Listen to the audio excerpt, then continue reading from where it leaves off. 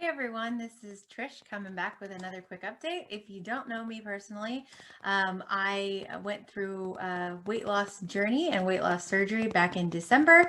And this is my, little channel just for giving updates and suggestions and not medical advice on what the process was like for me, how I've been very successful throughout that process. And again, just some updates on where I'm at. So yesterday was 3 months since my weight loss surgery. And to recap, my starting weight was 395 pounds back in June 13th of 2020. Pre-surgery weight on December 14th was 314 pounds. So I did lose 81 pounds on my own prior to surgery through hard work, low carb, doctor recommended diet, counting calories, tracking macros, cutting alcohol, cutting caffeine, which I know people think is crazy, but I did it and I feel really good. And increasing my activity and exercise. As I mentioned, had weight loss surgery on December 15th, 2020. And today's weight, or yesterday when I weighed in for the doctor, I was at 267 pounds. So an overall loss of 127 pounds since I began in June. So about 8 months. And 47 pounds since surgery. So 3 months, 47 pounds down. Yay! So pretty amazing progress so far, especially less than a year to lose more than 100 pounds is more than I ever could have imagined, but it's going well. Progress in the past 2 months, it's definitely picked up this past month, like as we've started into March. But last month, or month 2 after surgery, I only lost about 9 pounds for the whole month, which most people would say, oh, is great, but it was definitely less than I was used to losing, and definitely less than the first month, where I lost, I think it was 24 pounds the first month.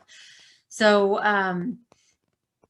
definitely had to work on staying motivated and not feeling down because I didn't do as much. That transition to soft foods and then back to food, like actual food, definitely changed things a little bit. And I did see a little bit of stagnation for a few days. But this is a good place to put in a reminder that weight loss is not linear. So you're not always going to do this. There's going to be some of this and maybe a little up and back down. So for me, what that looks like is, I can lose a few pounds in a week.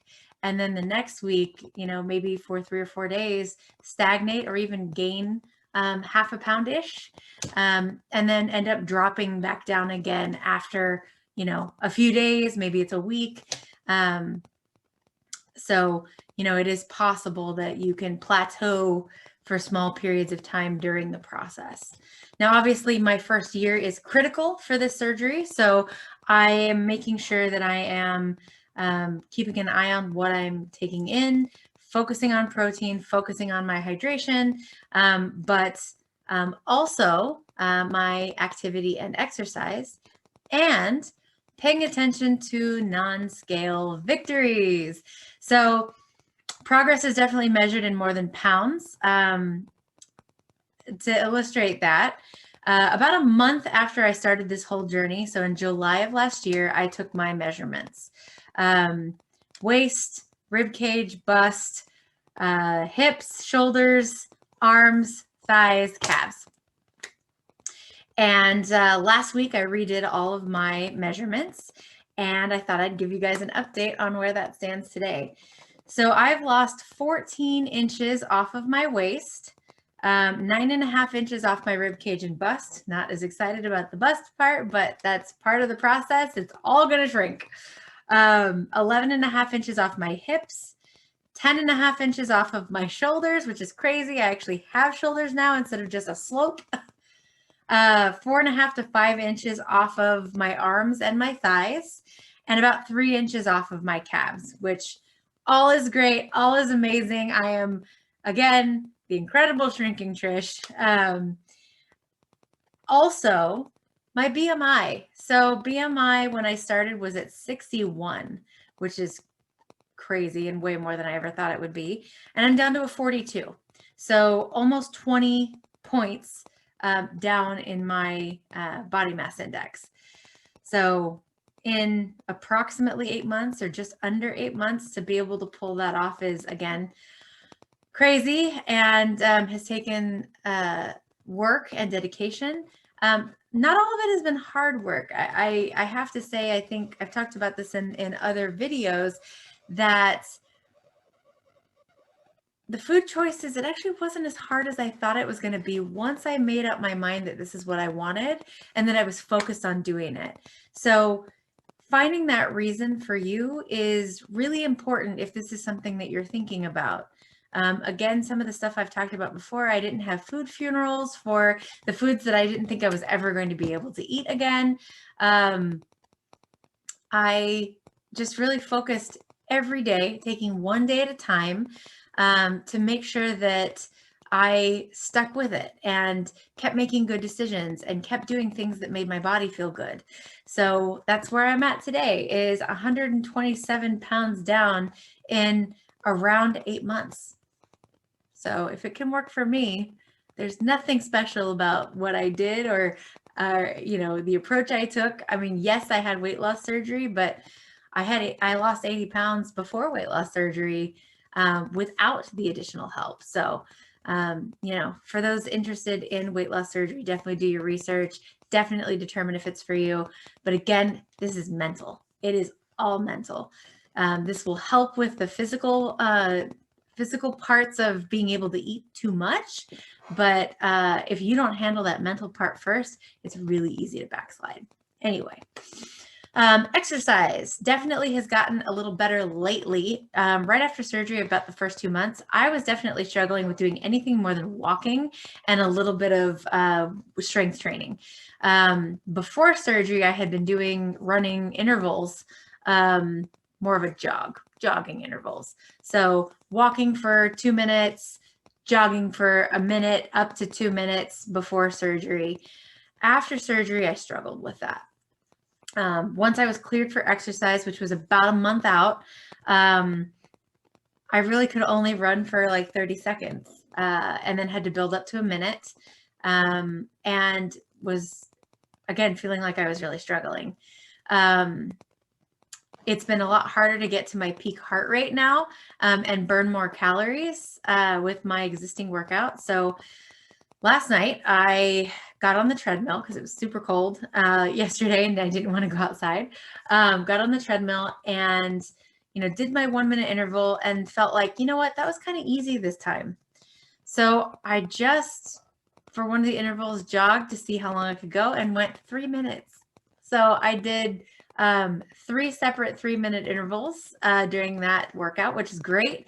And then was able to do some upper body strength training. Now I have a gorilla bow and some free weights. So if you don't know what a gorilla bow is, I would recommend looking into it. Just Google search gorilla bow. They're strength training bands on a metal bow shaped bar that you can pop on and off, and you can sit up and do a chest press and arm workouts and squats and you name it. So it's a great piece of equipment for a really reasonable price. I really like it. So that's that. Walking more, just making sure that I keep overall my activity up. What do my meals look like? Still pretty small.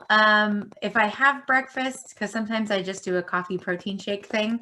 I'm not always a hungry in the morning person. But if I am, I'll have a scrambled egg, maybe with just a little bit of like cream to it, just to make it fluffy. But I still have a hard time even finishing a whole egg.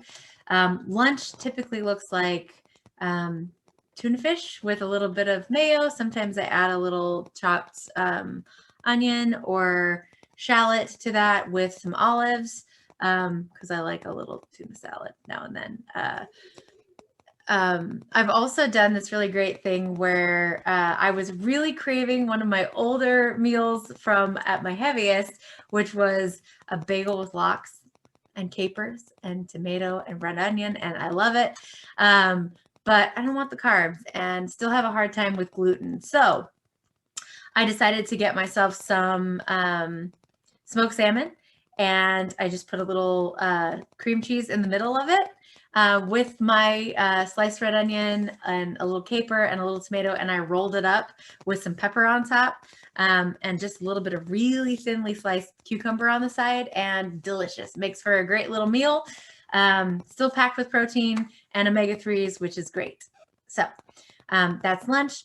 Dinner has mainly been protein-based with a little bit of vegetable, although I am trying to still make sure that I'm getting plenty of protein content.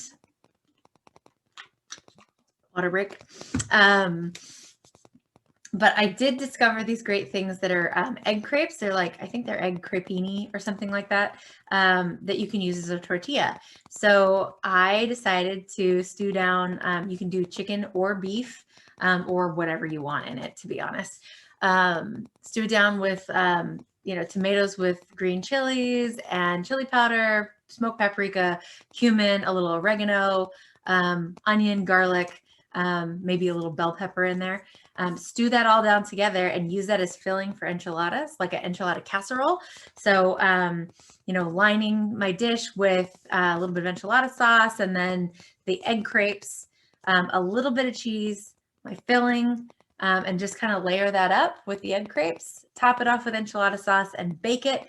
Delicious. Came out really good. My husband really liked it. And it was nice that it wasn't just like a casserole of mush. You definitely could see definitive layers, but you didn't get an eggy flavor from the egg crepe. So low carb, delicious. I highly recommend it. So stuff like that. Been trying to have swaps and still eat, again, around 3 ounces for my meals. What am I trying to work on? Slowing down when I eat. Even though I practiced this before surgery, it's still really difficult for me to slow down. I was always such a fast eater, but it's definitely something that I'm having to like stop, slow down, not watch TV, not be working, not be in front of my computer here, sit at the table, slow down, eat a bite at a time, chew completely, then swallow, then pick the fork back up for the next bite.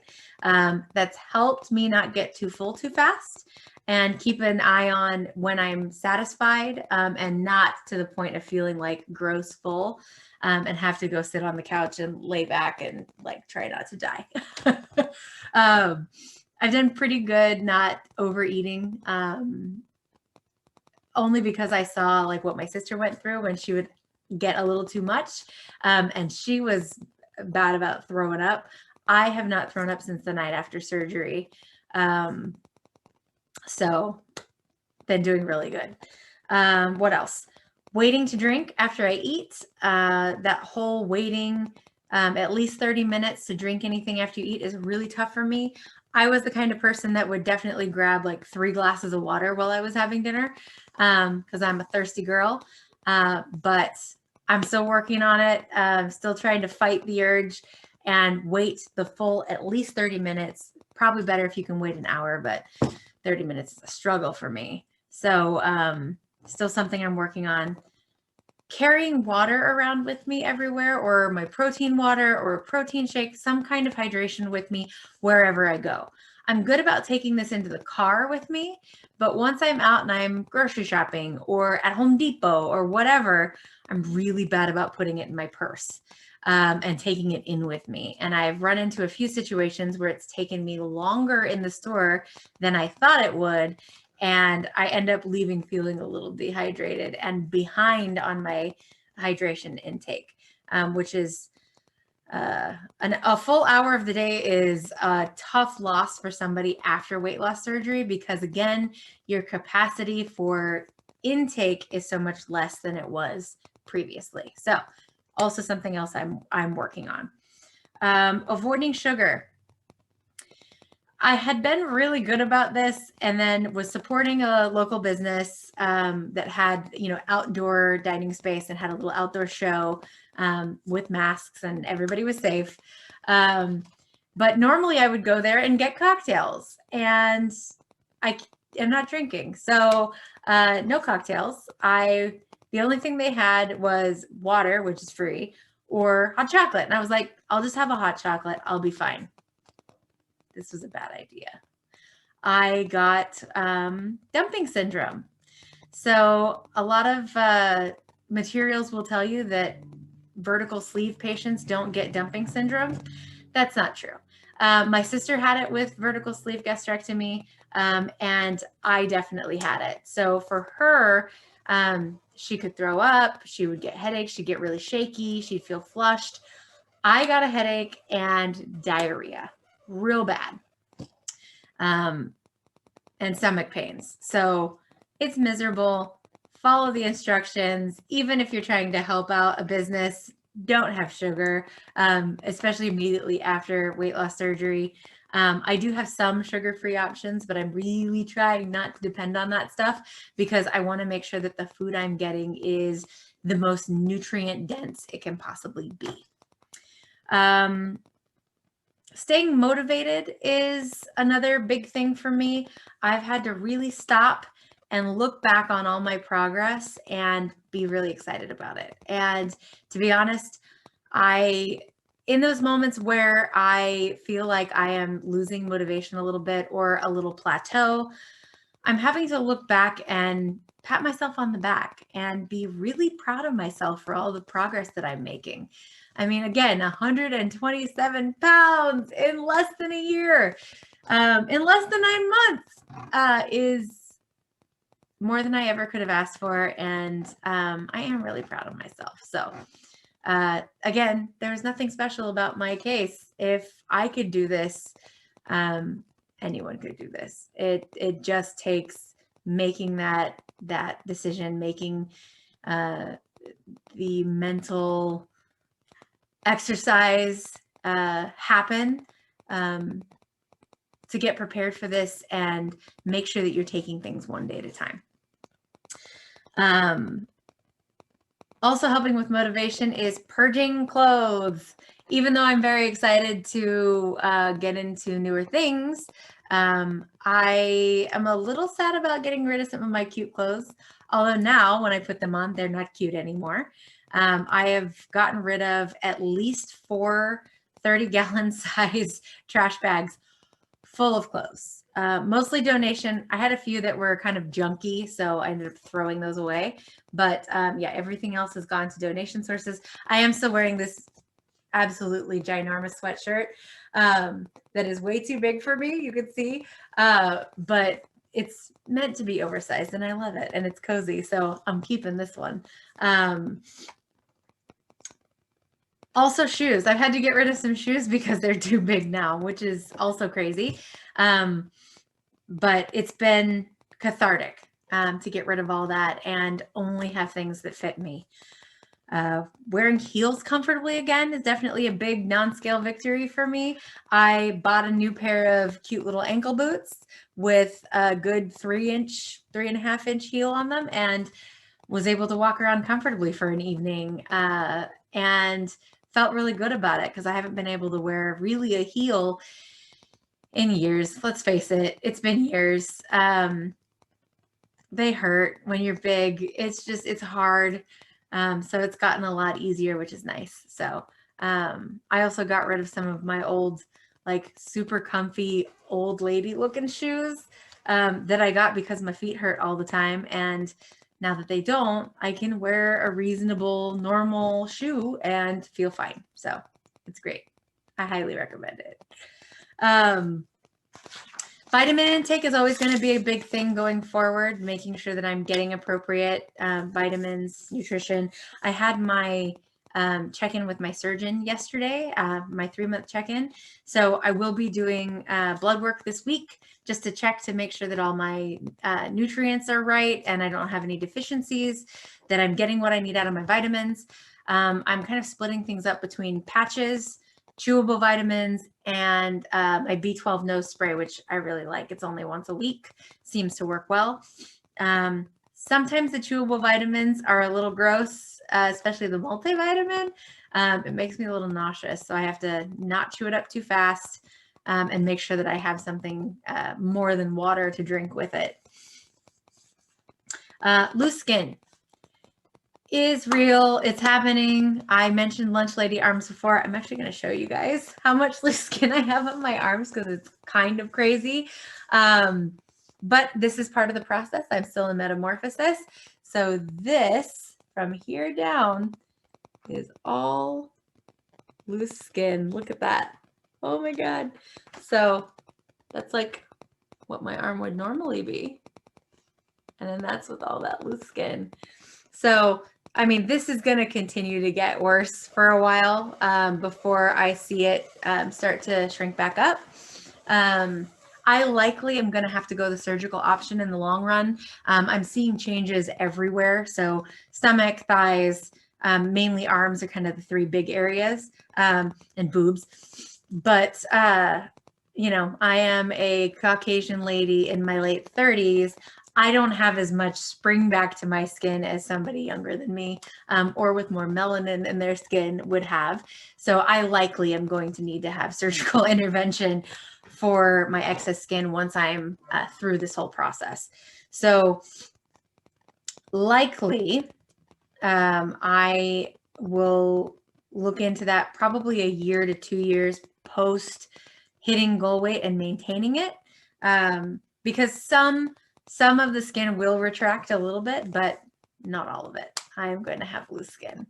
A lot of that comes from just being large for so long. So something to keep in mind if you're going through this process.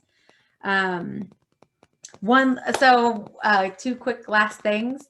When I talked to my surgeon yesterday and went over my overall weight loss, he did tell me it was remarkable. So I still feel like I'm on a good track. I am doing the things I need to do. He's happy. I'm happy. It's all good on this front. Other than that, because I am still a higher BMI right now, I do qualify for the COVID vaccine. So I have an appointment tomorrow to go get my vaccination. And I'm really excited. I encourage everybody to go when you are eligible, get your vaccines. Let's get back to as much normal life as we possibly can. I can't wait to go out to karaoke and awkward dinners because I'm going to be ordering tiny, tiny amounts of food really soon. It'll be nice to get out of the house again and see everybody in person and give hugs. So with that, that's my update. For all of you that are interested in weight loss surgery, like I said, do your research. But it's something that I really recommended for me. It went really well for me. Not giving medical advice, of course, but even if you're not looking into weight loss surgery, this is something you can do. And when you put your mind to it, there is nothing you can't achieve. So I will see you guys probably in a few weeks. I might do another one of these, maybe a month out, and give some more updates. Other than that, happy trails. All right. Thanks, guys. Bye.